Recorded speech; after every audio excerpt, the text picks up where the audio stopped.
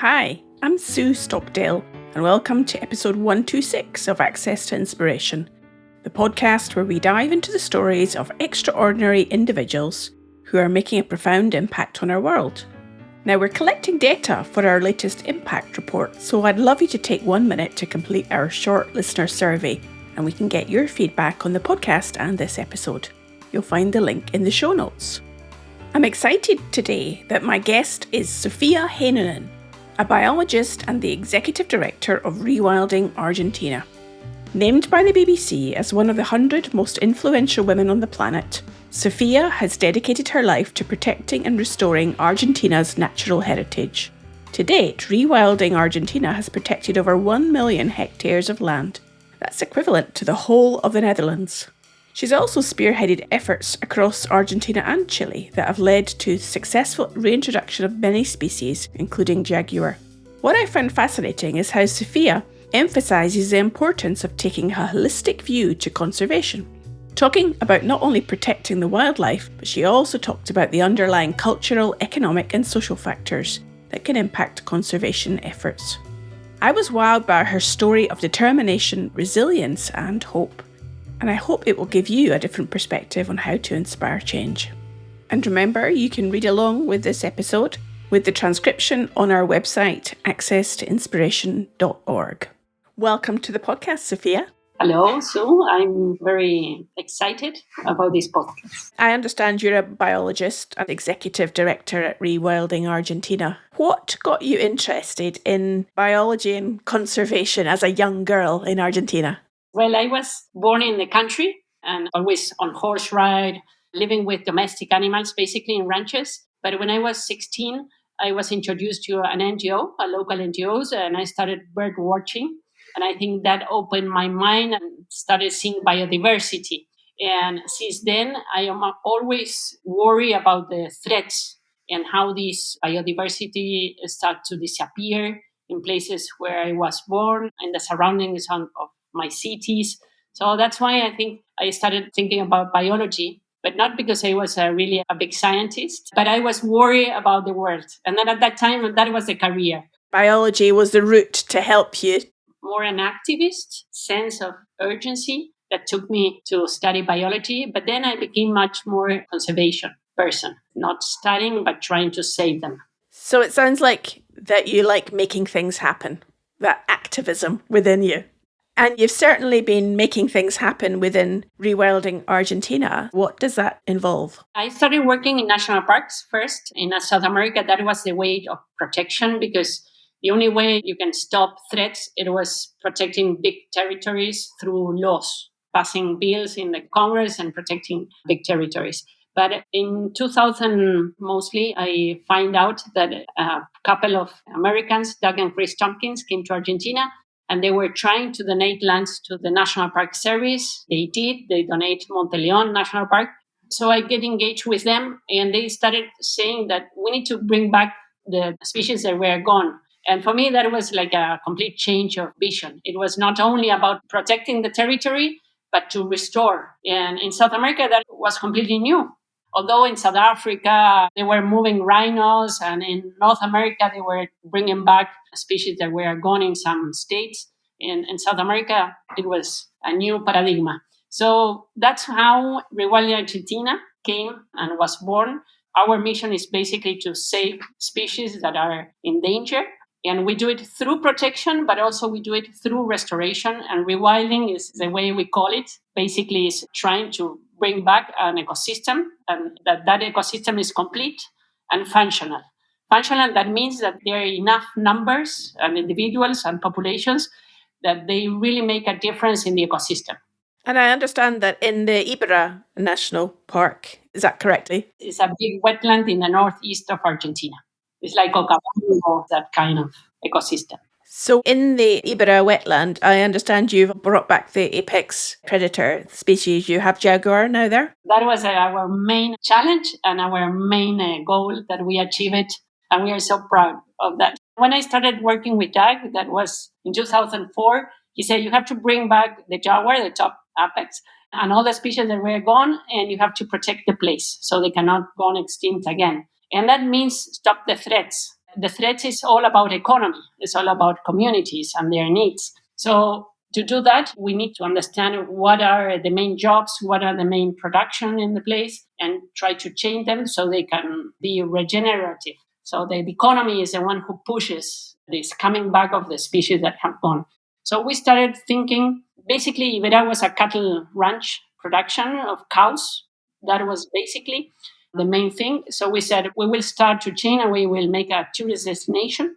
And we know that there are at least 5 municipalities with almost 200,000 people living around. We need to give them opportunities with this new vision. And that's how we started. We started thinking about access, public access to the place. In Argentina, it's all fenced. So people cannot get into the wetlands unless you give them access. So we started thinking which will be the access and how we will work with the communities, with the mayor, how we will promote the places and with a new brand, because nobody knew at that time Iberá was just a name, just in their minds, but nobody knew where it was. So we needed to work with all the economy and then we can restore. That was basically, it took us 10 years to make a change in the economy and engage the new people. And what has been the most difficult part of your job? Well, when we started, there was not only cattle ranches, but then it came some companies that were willing to plant rice because they see the water as a main opportunity there. So they started thinking, wait, we can channelize the whole area, the whole wetlands, and started planting as a commodity. We can plant rice, put them there for 5 years while the prices in Brazil are good, and we took the rice and then we move away. So one of the biggest challenge for us was there was a very good laws about not changing the wetlands and the drainage of the water. There were very good laws about not channelizing the water, but they didn't care about the law and they started planting rice all over the place. And that was a big battle that we have to give before changing the economy and before bringing back the jaguar. And that took us also a lot of conflicts with the government, basically because they didn't want to fiscalize the law. They didn't want to put in practice what the law says. So we have to go and make legal issues against the government and against the companies that were coming and renting the ranches and changing the use of the land. So that really was a huge learning because we have huge conflicts and there were a big opposition also from the politicians. So without political support, we could not make anything. We were fighting against the political support. We win that battle, but then we have to restore all those relationships to go together with government. That is something that you need if you want to bring back species. So given that there was conflict in this context and challenges, Sofia, for many people, when there's conflict, when there's difficulty, when there's challenge, it can be overwhelming. It can be too difficult. I was 35 years old at that time. I have experience working in government because I came from National Park Service before. I have experience working with local governments because I've been working in Misiones, another province before, but never have this huge conflict. We make like 10 legal suits against different ranchers and governments. So it was because Doug Tompkins, that came from United States, he told me, I believe in the law. I believe in legal action. In Argentina, legal action is one of these countries that you can be 10 years or 15 years in judges and nothing will happen. So nobody did it before. So it was completely new, these kind of tools to confront with threats. So it was really, really a big deal. And basically having an elder activist, like it was Doug Tompkins, he said, it will take time, but eventually we will win because the law is on our side. And in 20 years, nobody will remember the conflicts and we will be in a completely different way. You have to just continue with the fight and the actions, the results will speak for us. So it doesn't matter what they say. You have to continue. Don't worry about the journalists. Don't worry about all the actions. You have to be focused on the results. And that was basically what I learned is that it could be very hard, but if you have persistence, you will change the perspective of the whole territory. And now when you go to Iberá, for example, and you talked about results there, Sofia, what gives you satisfaction? For the listener who's never been to Iberá, describe to us what you see and experience that is making it all worthwhile. When we started, we flew. We have a tiny plane, so we flew over more than 1 million hectares from one place to the other, very low flights, and there was no wildlife. It was just landscape. It was basically water and islands and little forest and big grasslands, but nothing was there. So it was like scenery without actors. And now you can fly all over Iberá and you will just see herds of different animals, and you can see the jaguars through the plane, and you can see a lot of birds everywhere. So the wildlife really respond to this change of use. And also you can see that there is a lot of activist actions, and there is a lot of proposals to do trips in the wetlands. And basically what you feel from the people, they are very proud, because this is not a change that one person can do it. We do it as a community. As it was so hard and it was so conflict, at the end it became much more strong. The change, it was like a big war in a sense of changing of land use and changing of paradigm and change the economy. Is like being through a war.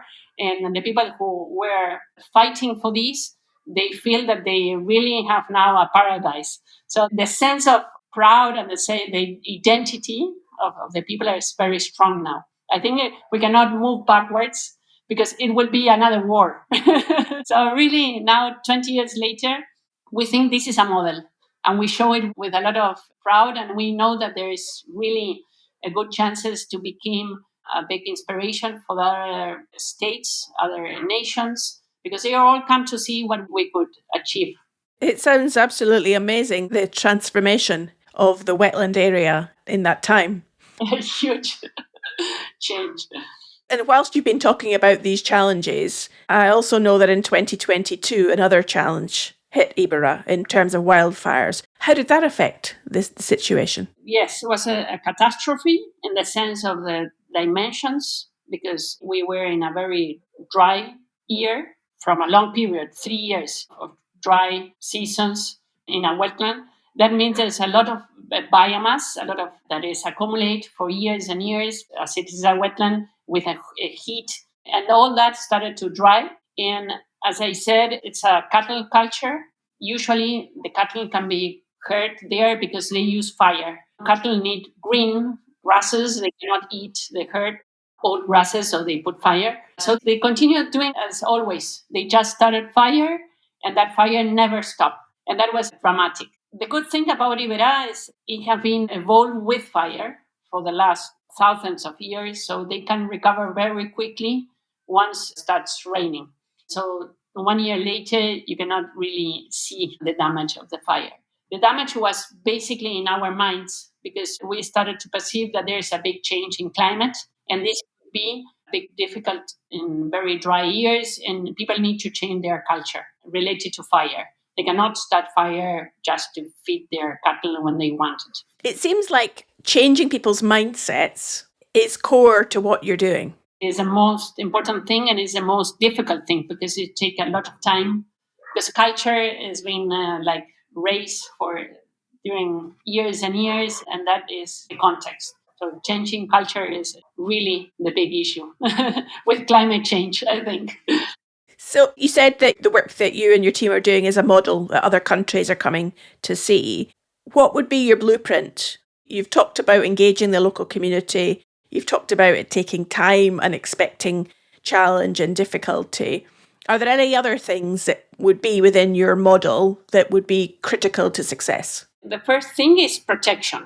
We need the law there to protect the territories, and that is, we did it as usual as national parks did it in South America for the last 100 years. But we added this change of economy.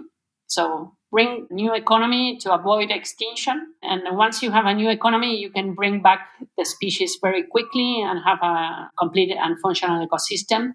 But you still need to work with community to achieve their well-being. It's not only about their pockets and their money. You also need them to be conscious of their culture and the needs of adapting to the climate, and also thinking about education is one of the main challenges.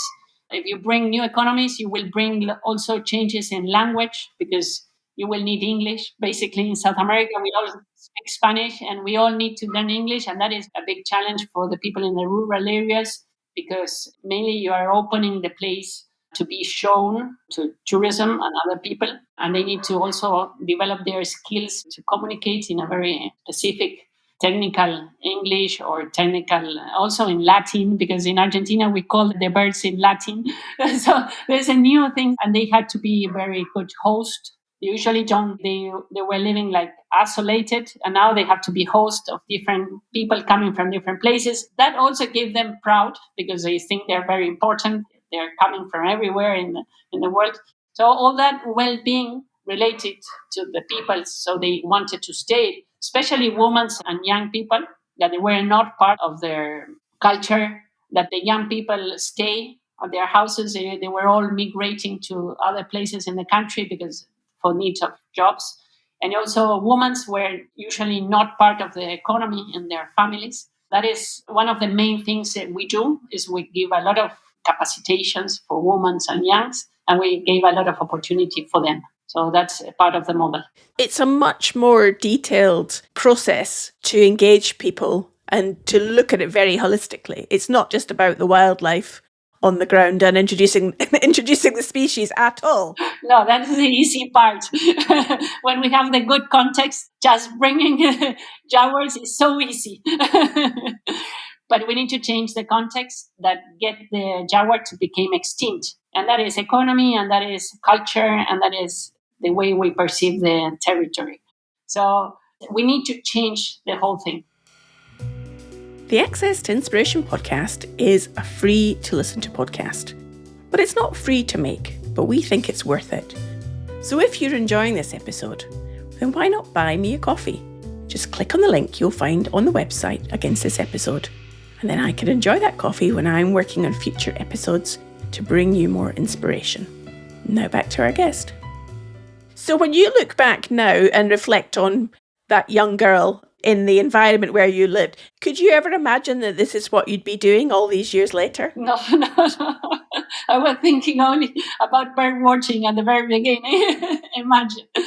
I thought about me that I didn't have any skills for communication and public relationship and politicians and legal issues. I needed to learn all about that. And in biology, you don't learn about that kind of skills. So we started giving also courses for social skills for biologists, because that was the transformation that we need to start to study all the social aspects that we didn't have in university, and also to bring teams, because in Iberá we are almost 100 people now, and we are working with all kind of aspects, and that means that we have to have leaders and with a long vision in mind. It's such a transformation that you and your team have achieved. And also a transformation, I think, for you from what you believed was possible as a young girl to what you've accomplished now as a leader in engaging and communicating with people all over the world. Yeah, and we see that this kind of tiny transformation we did in a very specific place in the northeast of Argentina is what we needed in a big scale. We know that scale is our main urgent problem. We have a little model, and that is what we try to do, is inspire with this tiny model. But we know that we have an urgency to achieve the whole basin, the Paraná-Paraguay basin. That is the second basin after the Amazon in South America. And we see that all these water flowing along the Andes and from Pantanal in the center of South America towards La Plata River and the sea, all these basins should be restored. Because all the colonization in South America came through the rivers, up from Buenos Aires, basically, up through the Paraná River, up to Bolivia, up to Brazil, up to Paraguay. And that rivers were completely defaunated because all the big boats came through there, and they were like bored, and they started shooting from the boats, and they started killing not only the local people, but also all the wildlife with them. So all these basin, big rivers should be restored, and we are in the core of that basin. Iberá is in the center. If you imagine a cross between the Mejo River, the Paraguay River, and the Iguazu, and coming back down to Buenos Aires, that cross, Iberá is in the middle. So we think now that this model should be like the stepping stone towards the upper basin, where we need to restore the whole ecosystem. So we are facing now this big challenge of trying to reconnect, in a way, South America through the rivers. And that is seeing and vision for the next 20 years. Well, it's interesting you say that, Sofia. We have a previous episode on the podcast where we interviewed Pierre Haustein, who's been doing work in the Atuel River down in Mendoza, to tell its story and inspire the local community there to re-engage with the river. So a lovely connection there that you're saying about how to re-engage South America through its rivers. As I'm listening to you, I'm seeing that your vision and your belief has gone from, let's say, small-scale local to national and then international now if you're taking in other countries in South America. Is that what you're working on? Are you engaging Bolivia and Paraguay and Brazil to rewild in their places, or are you still focused on Argentina? Well, as I said, Iberá became like a model and inspiration, and we started receiving people and NGOs and government from Brazil, Paraguay, and Bolivia, also Uruguay. But Uruguay is another basin, is the Uruguay basin. But as they came and they started asking us to go and give some workshops there and try to see what they can do, similar to what we did, we started thinking about a net. We want to create a net with governments and NGOs, local NGOs in those countries, and try to work together towards an umbrella vision, as like rewilding South America, something like that.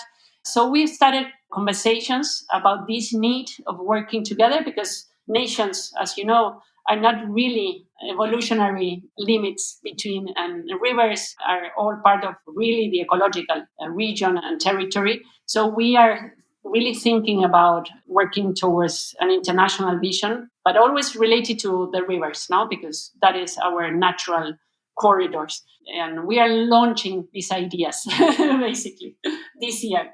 So it sounds like then you're going to have to take on another 20, 25-year vision to make something happen on an even more international scale. Yes, we will continue in Argentina, but given our experience in Argentina, we want that experience really to scale up. Because as a tiny girl, I feel the need of and the urgency at that time, because I see how species were gone in my own ranch and the surroundings. And now I see that the species are leaving the basin and the continent. So we need to think like in a continental scale, although we will do actions in a local scale. But if we can find many NGOs and governments working in a local scale, but in a net and towards a big effort, we know that we can change in 20 years the whole basin, and we can reconnect with South America. So that is basically the vision. An amazing and inspiring vision that you have there, Sofia. Given all these people that you're working with in your organisation, how as a leader do you inspire them to keep them motivated? I travel a lot. We have 4 projects. 2 is in the north in this basin I was mentioning, that is Impenetrable in the Chaco forest, and Iberá in the wetlands. Eventually we will go to the cloudy forest in the Andes, in Salta, in the border of Bolivia, and we will go to the Atlantic forest towards Brazil and the Iguazu area. And then we have the Patagonian projects on the sea and on the tiny basin, but also with rivers down in Santa Cruz province. And I travel a lot. So when you travel and you come from outside, basically fresh, because we're deeply engaged in another environment, and then you can see Patagonia is completely different from where I come. So every time I go there, I start seeing new things. Although I'm traveling since 20 years to those places, every time I reach there from another place, my vision have changed a little bit. So that tiny change, when you get there and people are deeply worry about things, their conflicts and their tiny things that they're like usually focused on the ground. When you come from outside, you can give them like a breath and take them to get their face up and try to see the horizon long term and try to think how things have changed from the past and looking forward, and just leave them again. But that time to breathe and take their faces from the ground and seeing backwards and into the future every time, since 2 or 3 months during the year, that gives them, I think, the idea that we have a very important work and we are really achieving changes. It's not that daily, you can see it daily, but if you look forward and backward, you can see that you have a meaningful work. The most meaningful you feel your work is, the more strength you have to continue your goals and push them forward. I love what you're saying in terms of taking people's faces up and showing them the past and the future. One of our previous guests was an astronaut, and he said that when he saw Earth from space, it was like a newborn baby and he wanted to really look after it. And he didn't see the lines between countries. He just saw this wonderful planet and wanted to preserve it. And I almost get a sense you're saying a similar thing here, is take people's faces up from the day-to-day challenge and give them a new perspective that brings inspiration. It happened to me when Doug and Kris came from Chile to ours Argentina. They were always coming with new ideas, new perspective, long-term planning. And for me, it was like reading again and studying again every time they came. So I basically continue with that work and jump from one place to the other. And I know that I am the one who bring with the new ideas and inspiration. I cannot say many for so long, no, because too many inspiration is also not good for the daily work. So it's just for a few days and move forward. Yes, 24/7 of inspiration. We need some practical work as well. They have to continue working with their own challenges. So given that you have so many things to focus on and the big vision for South America as a whole continent, how do you prioritise your time, Sofia? Well, since we became independent, now we were part of a bigger team with the Tompkins in Chile and United States. And in 2015, Doug died, passed away, and we became an independent organization, and we have to finish the work they started in Argentina and started seeing our own vision towards the future. So with that changes, we grow a little bit in our structure. So we usually make all the decisions in the ground. So in each project, there's two leaders, one looking towards the community and one looking towards the wildlife inside. So the restoration inside and the changes outside. So those two leaders in each project, we need to support them. That's why we jump. We are two leaders that, like me, one looking towards the context and one looking towards the restoration. And we travel and we give this advice to those leaders in the ground. And at the same time, we have to look towards fundraising. We have to travel to the places where people are more aware of the urgency of climate change and the urgency of biodiversity. So we have to basically travel to Europe and United States that are basically the continent that are mostly aware of the need of this one planet, and we have to work everywhere and partner with them. So we have like more than 30 partners in Europe and United States, and we always engage with them. Once a year we go to work with them, and once a year usually they come to the project. So I also work a lot with them with the strategic development towards the new projects and to continue deeply in the changes locally. So that takes a lot of time, my time. So I basically travel inside the country for towards the local vision and to the north towards the partners so we can work all together. I'm tired just listening to you talk about what you do, Sofia. Basically, a big aspect of my work also is working with politicians. I'm the one who is related to the government, basically governors and president. And then we have the other relationships, they are local. What do you think helps you to be effective? So if you're engaging with the government, fundraisers, other organisations, partners, what is it about how you do what you do that you think makes you effective? Well, I'm 100% passionate from what I do. It's not work, it's life. I have 2 kids. I'm a mother also. And I can dedicate my life to this because my kids are doing well. They're all grown up now. So I think that we do a really good job. So that is our main engine to continue. But at the same time, we also facing this challenge to think about the next generation, because we're working to scale up and see the South America. We also need to know who will be the leaders of the next generation. So what we are doing now basically is trying to bring new leaders to the organization, and we also travel with them. So I always choose to travel with the new leaders and the local places internationally, because this is not that you learn it in the university. We all learn by doing. So that is a very important thing. We try now to do things with the new generation. So it's like the teachers in the past that they teach by doing with their officials. This is the same. We have a need to engage new people, young people, to this same kind of work that is holistic, as you say. You need to have many skills and you have to go through many things that go wrong and you have to continue working, although the conflicts are very difficult and can give you a lot of bad moments. You need to show that these happen and you can manage them and you will go through and you will really see backwards with proud of what you have achieved. So that is basically, we move forward because we know that we need to leave a next generation really prepared to continue with all these challenges. So just as Doug was there to inspire you and show you the way and give you support when you started out, you're there to show the way to the younger generation coming through.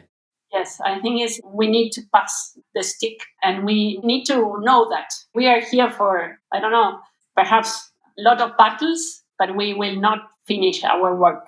This is a huge work of change of culture, change of perception about the planet. And we have a really incredible amount of ecosystem to restore and also economy to be changed. So we need to prepare all these young people to be able to continue the change towards survival, basically. So given this mission, this amount of work that you do you ever get any downtime? And if so, how do you relax? Well, nature is the way we relax. We always try to go for camping or a long walk. And in my case, I love exploration. An explorer, basically. So when I have time, I just go in a kayak, on a boat, or for a long trekking for 2 or 3 days and try to reconnect with nature. Sometimes we work for nature and to restore nature, but nature is basically the way we restore ourselves. So in a way, it's like rewilding our own spirit. We need to re-engage with nature. What a lovely way to put it. So finally, Sofia, for our listener who may be an individual or a leader of an organisation, if they're concerned about some of the issues we've been speaking about today, about climate change and conservation and so on, what would you suggest as an action, having listened to this podcast? What would be a tip that you would give them, that something they could start to do? First thing I will say is to come to the places where we are willing to restore. It could be in Argentina, it could be anywhere in the world, but there are some good examples of how we can restore. Because if we face all these challenges and threats and we have all these crises in front of us, we have to have a sense that we can make a change. So in places where really have achieved some goals for restoration and recovering nature, you have to start from there. You have to go and see where things have been changing and can be changed. And then they can engage with the projects they think that they are really meaningful. Perhaps it's near their houses, or perhaps it's far away in another continent. The planet is one. You can choose near or very far away, and it will have the same impact in the whole thing. But I think to be more conscious that we can make a change is a good thing. We need to be, in a way, optimistic about that we can make something, an improvement. And then just do tiny things, actions, tiny. Just do bird watching, and perhaps you will finish reconnecting a continent. It's a lovely way to end our conversation, Sofia. You know, that idea about just start and being inspired by seeing something that's already working and that you can take some small steps from there. What you've had to say, it's really inspired me, and I can't wait to come and visit Iberá later this year and see what it's like for myself. Excellent. We will wait for you. So if our listener wants to find out more about Rewilding Argentina and the work that you're doing, how might they do that? We have a webpage that is rewildingargentina.org. And we also have Instagram, we have YouTube channel, and we are in all the medias, Facebook, TikTok, always Rewilding Argentina is the name. Lovely. Well, we'll put links to that on the show notes, and I'm sure people will want to find out more. I haven't spoken to somebody yet on our podcast that's had such a big vision to change a continent. I wish you well in that mission in the future, Sofia. And thank you so much for your time today. I've enjoyed our conversation. Bye-bye. Well, thanks to Sofia, and maybe you've gained some new perspective on how to inspire change within an ecosystem. Let us know what you enjoyed about this episode by sending us a voice note or a message, or via our website contact page. I'll be back with you again next week for our final episode in this series. I hope you can join us then.